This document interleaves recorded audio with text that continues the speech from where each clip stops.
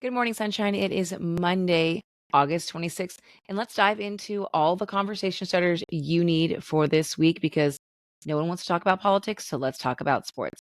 A few quick points before diving into our big stories of the day. Great news for Ted Lasso fans. Season 4 has been greenlit with the main cast returning.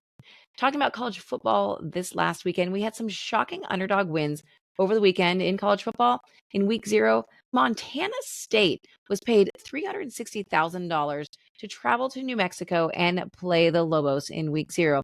They overcame a 17-point fourth quarter deficit to secure the first FCS over FBS win. FCS is like a Division 2 versus Division 1. So they were paid $360,000 for hopefully an easy win by New Mexico, and it didn't work out that way for New Mexico. Let's talk a little bit about the Little League World Series. It wrapped up yesterday with a team from Lake Mary, Florida, winning the Little League World Series over Chinese Taipei in a chaotic walk-off bunt play.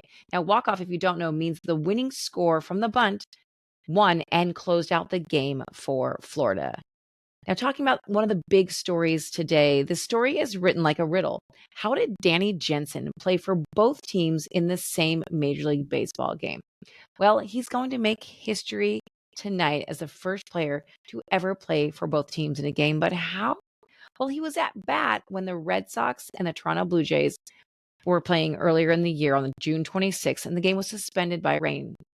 Now, the game between the two teams will resume today as the first half of a doubleheader.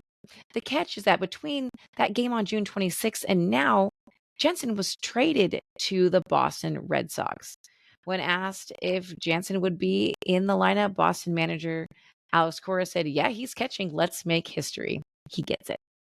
Now, there's a huge week ahead. This is a huge, huge week in sports. We have a ton of big events. Starting today is the US Open, which is the final tennis major of the year. And with no curfew, the US Open is known for its ruckus atmosphere. The total prize money is $75 million, a 15% increase from 2023. The US Open will hand out the highest individual prize money of all 4 Grand Slams of 2024 with a $3.6 million reward for the singles champions. Now that's happening in New York. Also happening in the New York area is Yankees Aaron Judge, who continues to shine. He recently became the fastest player to reach 300 home runs. He became the 5th member of the exclusive club to hit 50 home runs in a season. Judge is also appearing on Nickelodeon's Paw Patrol today in a special episode of the cartoon. Not sure which is the biggest highlight of his career right now. Also stepping in Wednesday, the Paralympics opening ceremony is on Wednesday with competitions starting on Thursday. Now, keep in mind, you're going to have a lot of the same broadcast opportunities that we had for the Olympics. Gold Zone will be back, so you'll be able to catch all of the action. Make sure you check out Wednesday's podcast. It will be all about the Paralympics, so you are ready to rock.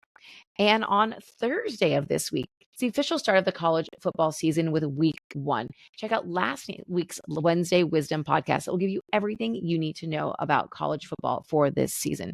Have a great week ahead. It's action packed. Make sure you stick with us at lastnightsgame.com and on social media to be in the know about all things sports and all things great conversation starters. Have a great week.